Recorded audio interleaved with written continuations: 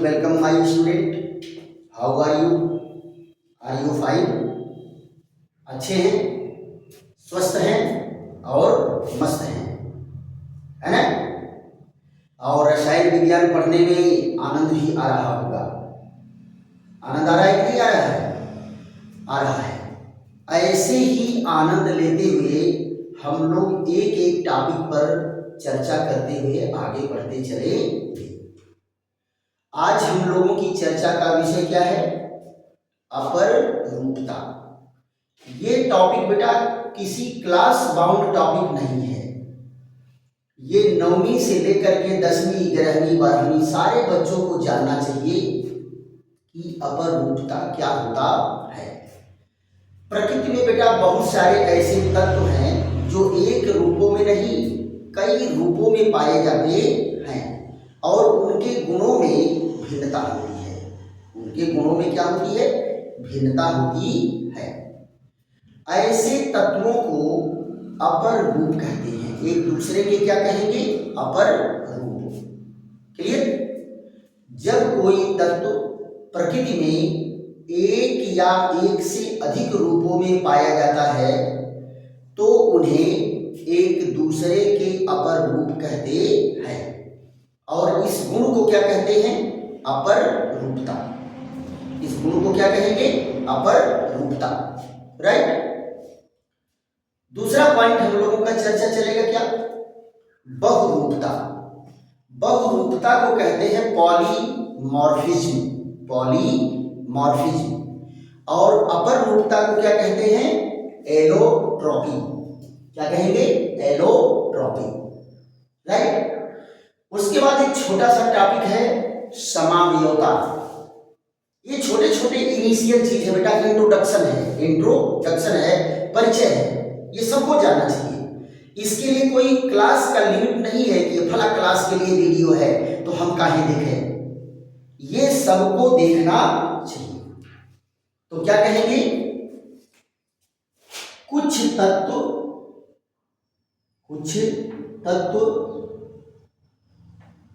प्रकृति में ऐसे हैं जो कई रूपों में पाए जाते हैं। कई रूपों में पाए जाते हैं। कई रूपों में पाए जाते हैं जिन्हें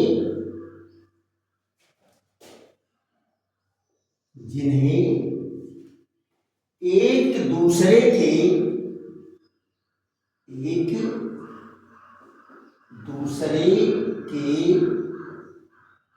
अपर रूप कहते हैं। अपर रूप कहते हैं। क्या कहे बेटा? कुछ तत्व प्रकृति में ऐसे हैं जो कई रूपों में पाए जाते हैं जिन्हें एक दूसरे के अपर रूप कहते हैं। अपर रूप कहते हैं। एग्जाम्पल लेकर के देखते हैं बेटा। पहला एग्जाम्पल क्या है? कार्बन। कार्बन के अपर रूप। कार्बन के अपर रूप यहां देखिए। पहला इसमें क्या है? क्रिस्टलीय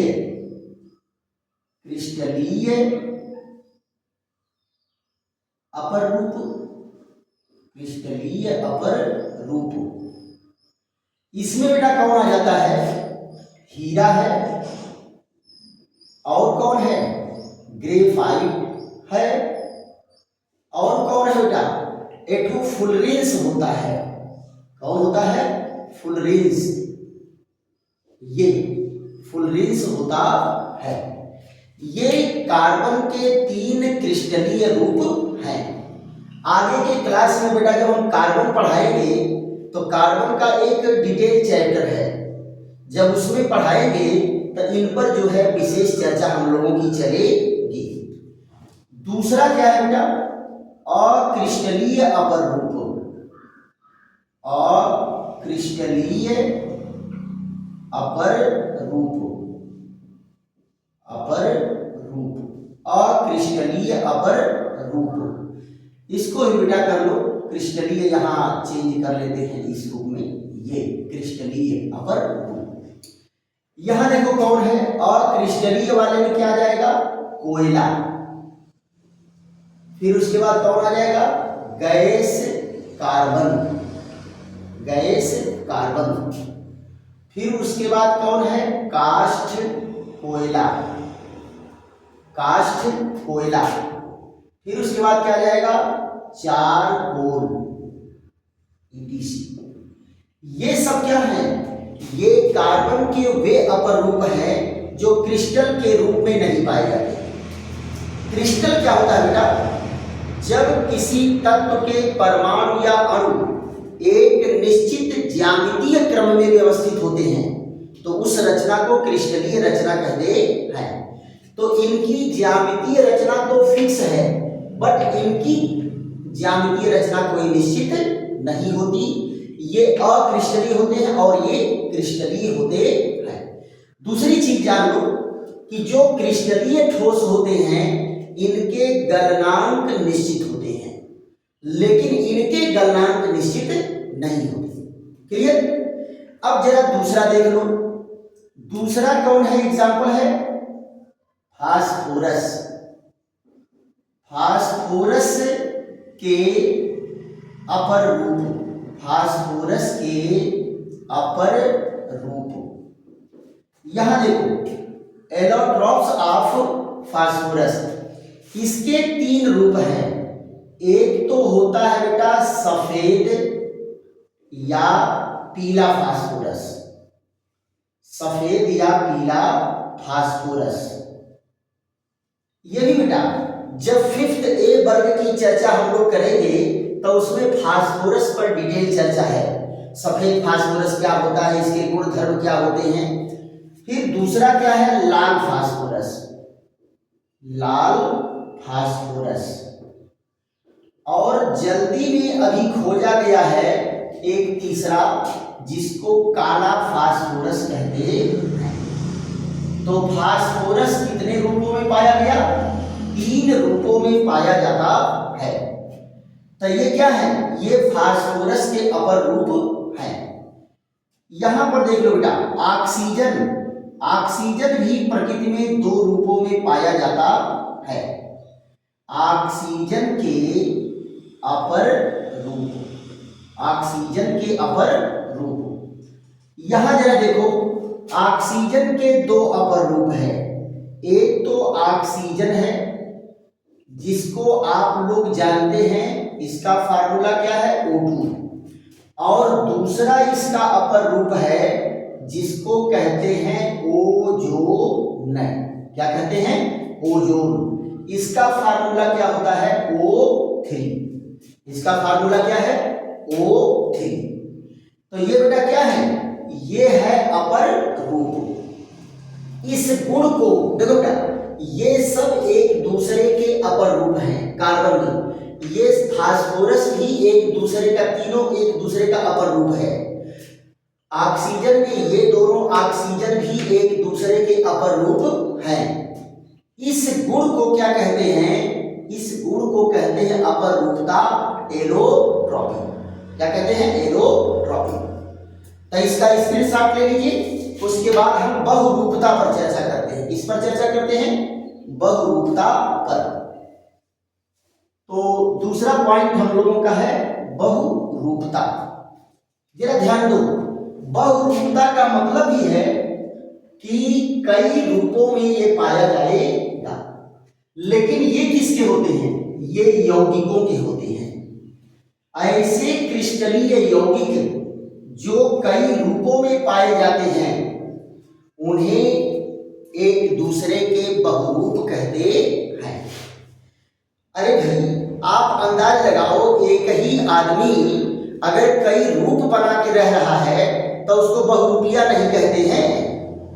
आप नहीं देखते हो, वही आदमी जो है कबो लैला मजनू बन के आ जाता है, कबो चंबल का डाकू बन के आ जाता है, जो अक्सर आते रहते हैं। और वो लोगों से पैसा मांगते हैं, दुकानदारों से, है ना। और कभी छुरा लेकर के आ जाएगा, कौन सा रूप बना के आ जाएगा, वो बेटा एक ही आदमी है, उसके बहुत से रूप हैं, इसलिए उसको बहुरूपिया कहा जाता है।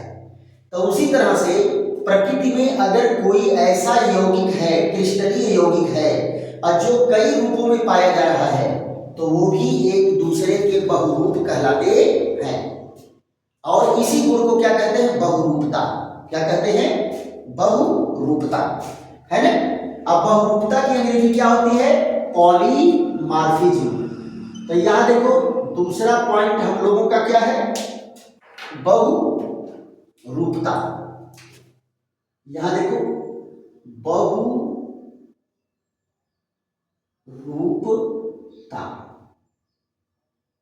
बहुरूपता, इसको क्या कहते हैं? पॉलीमार्फिज्म। पॉलीमार्फिज्म, पॉलीमार्फिज्म, इसको बेटा क्या कहेंगे? बहुरूपता। तो जरा देखो इनका डेफिनेशन क्या होगा? ऐसे क्रिस्टलीय यौगिक, ऐसे क्रिस्टलीय यौगिक, क्रिस्टलीय यौगिक जो प्रकृति में, जो प्रकृति में, प्रकृति में एक से अधिक, एक से अधिक रूपों में,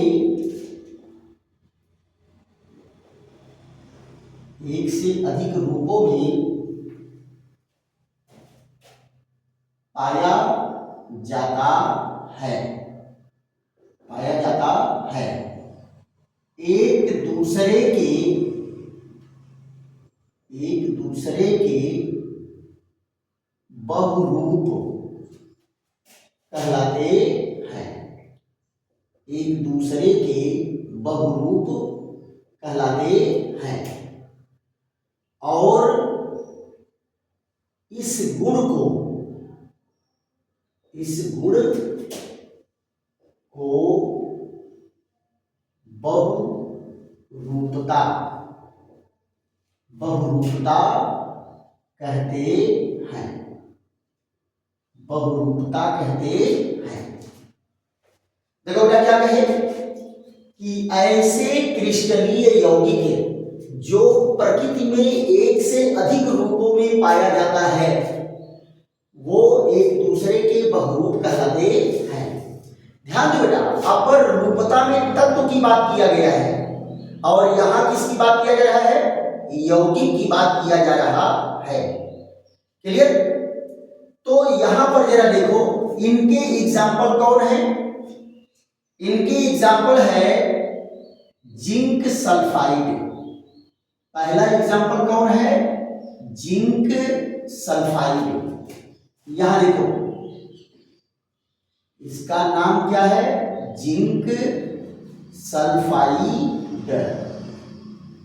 जिंक सल्फाइड, किसके दो अपर रूप हैं बेटा?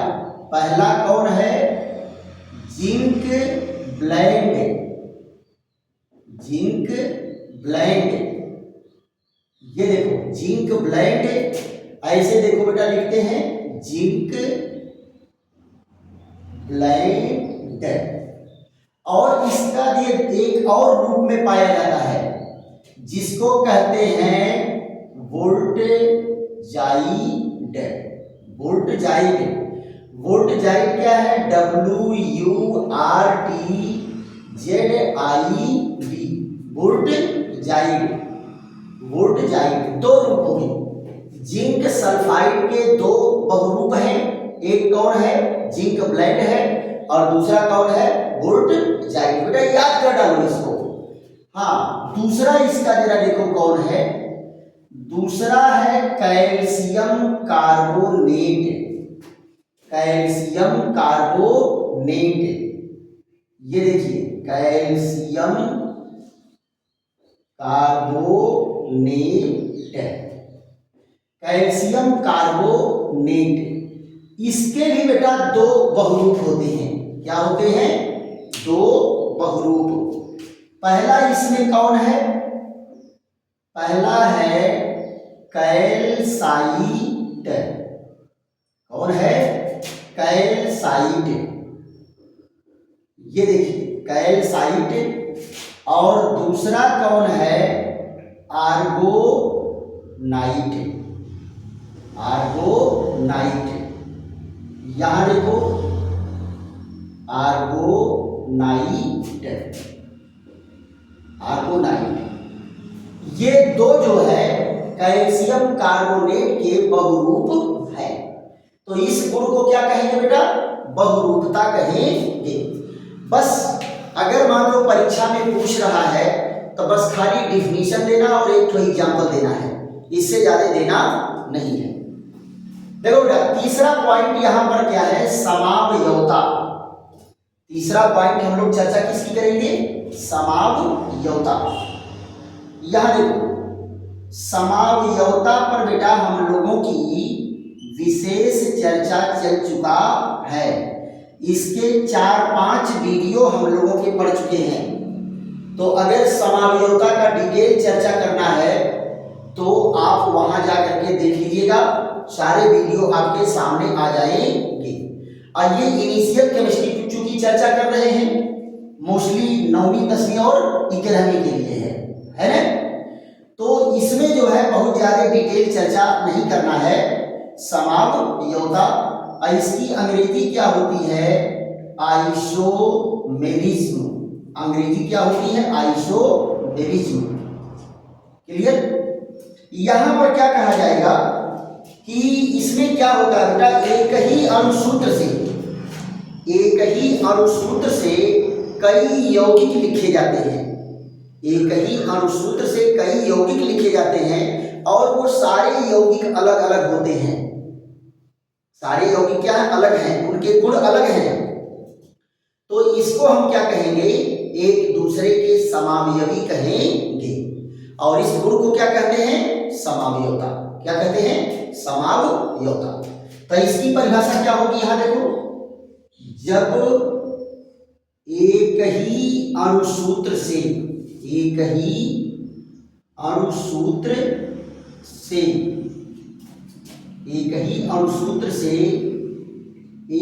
से अधिक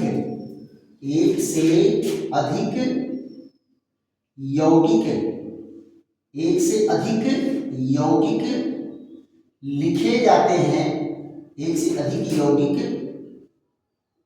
लिखे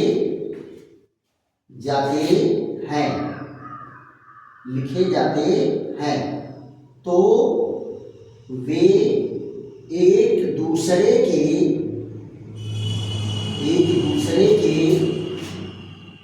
समावयवी कहलाते हैं। एक दूसरे के समावयवी कहलाते हैं। और इस गुण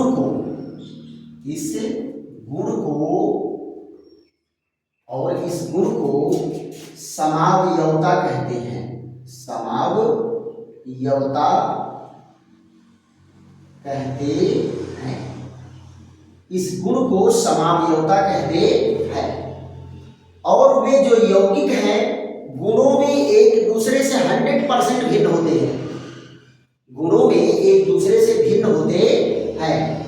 इनका एग्जाम्पल देख लेते हैं बेटा। एक इनऑर्गेनिक में बढ़िया उदाहरण मिलता है, क्या है? Ammonium cyanate. ये अमोनियम साइनेट, ये देखो अमोनियम साइनेट। इसका दूसरा अपर रूप क्या है? यूरिया। देखो तो दोनों के अणुसूत्र समान हैं। कार्बन, नाइट्रोजन और ऑक्सीजन को जोड़ोगे हाइड्रोजन को तो समान आएगा। यहां देखो 2 नाइट्रोजन, यहां भी 2 नाइट्रोजन, यहां 4 हाइड्रोजन, यहां भी 4 हाइड्रोजन, यहां 1 ऑक्सीजन, एक ऑक्सीजन, एक कार्बन एक कार्बन। तो यहां पर जरा देखो इनके अणुसूत्र क्या होंगे, N2 H4 और CO। देखो तो एक ही अणुसूत्र से दोनों यौगिक लिखे गए कि नहीं लिखे गए, इसी को ये दोनों एक दूसरे के क्या हैं, समावयवी हैं। दोनों एक दूसरे की क्या है, समावयवी है। और इस गुण को क्या कहेंगे, समावयवता कहेंगे। दूसरा एग्जाम्पल दे लेते हैं बेटा, यहां देखो ये कौन है, CH3 CH2 और OH, ये क्या है, एथिल एल्कोहल है। क्या है, एथिल एल्कोहल।